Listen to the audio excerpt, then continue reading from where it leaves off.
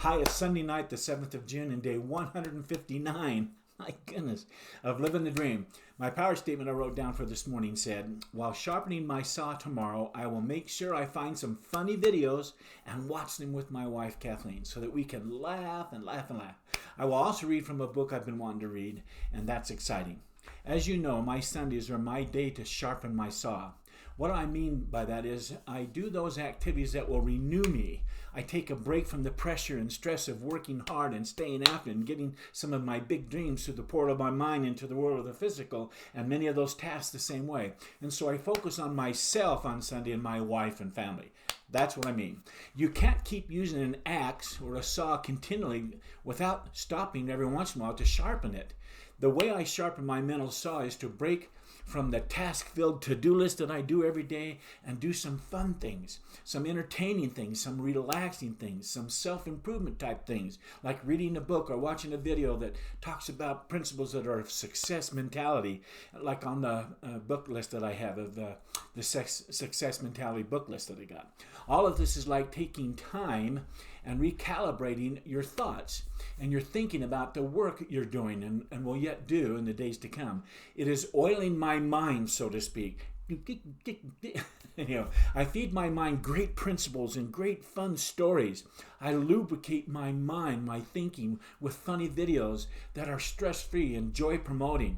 I even take a quiet nap on my Sundays. I love my Sunday naps. I cuddle with my wife on our double-wide recliner. I write in my journal. I even watch some of my video journal entries that I've done and see how I'm doing and how I'm progressing. I love watching Jordy Moore's videos here and there. It's just a nice way to sharpen the saw. I'm deliberate about how I want my Sundays to go.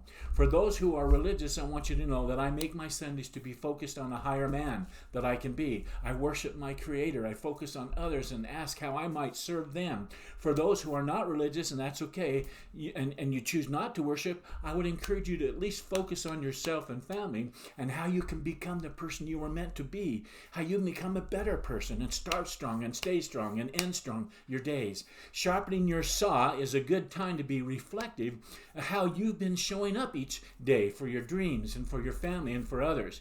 Here's all I had on my to-do list today. Wasn't a very big one. Got that one yellow one, and the highlighted yellow one says sharpen the saw. Check my emails, check my account, make sure everything's there. Read from this book. And the magic of thinking, I'm going to talk about that in a minute. And then find some funny videos. That's all I had on my to-do list. Bam! Done! I got it done. I love that. I just focused on sharpening my saw all day long today. I found some really fun videos that some guy spends time editing. He's got millions of people watching, so he's probably making a good amount of money. Some guy did editing of President Trump singing popular songs. The funniest one that we saw and found was him singing Queen's Bohemian Rhapsody. Anyhow, it was hilarious. Anyway, that's some of the videos we watched today. So, Croy then says, to get honest with yourself. What didn't go well today, Marty, or what could you have done better? Did you wake up early and start strong? Absolutely did. I didn't change my morning. I didn't sleep in. I did the routine. I started my morning with quiet resolve and power. Were you productive throughout your day? I think so. The saw is sharpened. I feel so renewed. My day tomorrow is going to be successful because of it. Were you productive? Yes. Did you get the most important things done? We laughed our guts out at those videos. Absolutely. That's what we wanted to get done today. Did you move your goals forward? We did. There's that personal growth. There's the spiritual growth, the intellectual, the financial, all those things. We didn't do stuff on the coaching package, and that's okay. There's some time to do a break and to sharpen the saw. Did you show up as the person you wanted to today? We absolutely showed up for each other. It was a great day together. What about your personal time with Kathleen? It says, were you present? She absolutely was. She was game. She was involved and enjoying the same things that I did, and so it was a great day. I've chosen to combine all these great get honest questions into this question. Were you honest with yourself about today's task, Marty? Did you keep your commitments and promises you made to yourself this morning? I did exactly what I told myself that I would do today. For me, it was a perfect day. I finished today feeling fantastic about my day, like I said, and I truly enjoyed my time that I spent with my wife, Kathleen. Today was fantastic. Way to go, Marty. Woohoo! The next question is, what movies did you watch in your mind today, Marty? Did you make time for them? Another way to put this is, were there any new movies that your two amigos called up onto the screen of your mind during the day today? And if so, what were they? Well, besides my must-see TV favorite 5 movies that I watch every morning, I did go to the movies to watch some funny videos, like I said today, and we laughed our guts out. It was fantastic. A great thing to put a fun task on your to-do list. I recommend it wholeheartedly. So planning specifically what you want to watch can turn out to be a great success principle. I love it. Next, Croyce asks, what's the one thing that didn't go well today, Marty? Was there one thing you could have done better that would have made all the difference going forward? If so, what's that one thing? And then he says, what's the one thing you'd want to get done tomorrow, even if your day goes sideways getting it done, and you'd still feel like a success having done it? What would that one thing be that makes you feel like you accomplished great things? Well, once you decide what that one thing is, he says, now put that into a power statement starting your day strong tomorrow. So today wasn't about doing things or bringing things through the portal of my mind into the world of the physical. Today was about sharpening my saw and enjoying a relaxing, self-awareness kind of day. So I didn't experience anything that didn't go well today. So my power statement that I wrote for tomorrow morning says this: I will make sure I have something exciting to look forward to tomorrow, and that I have something fun to do or experience on my list of to-dos tomorrow. And I will continue working on finishing up the designing of my worksheets until I have them all done and up on my Google Docs. Period. Next, Croy asks, were there any mistakes or any failures that I can turn into a tool of success going forward? Well, like I said, I wasn't focused on getting big tasks done, and so no, I didn't experience a failure today. The next item is to rate my day's efforts. I gave today a 10 because I sharpened my saw at the speed of 10 today. It was a great day of sharpening my saw. Today was fantastic, and like I said, it sets up the day for tomorrow to be another successful day. It's a constant spiraling upward. That's what we want to be and what we want to do. Okay, I want to end my day strong. Here's what I'm grateful for today.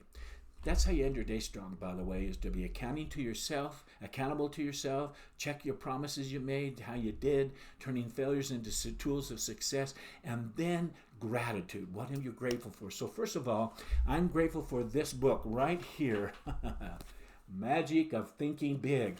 Man, I'm grateful for it because it is jam-packed full with incredible principles that undergird so many laws of success.